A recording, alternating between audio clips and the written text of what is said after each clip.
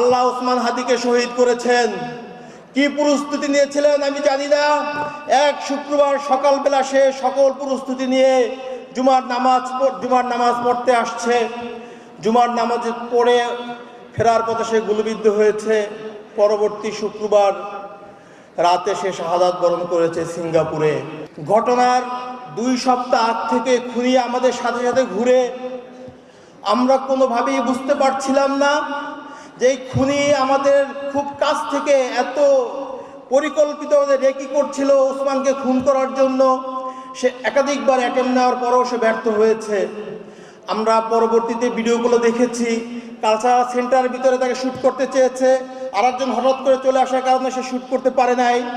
কিন্তু আল্লাহ তাকে জুমাবার শুক্রবারই কবুল করেছেন। এই জন্য খুনি শুক্রবার তাকে শ্যুট করে সফল হয়েছেন। প্রিয় ভাইরা আমার, আমি আর কাঁদতে চাই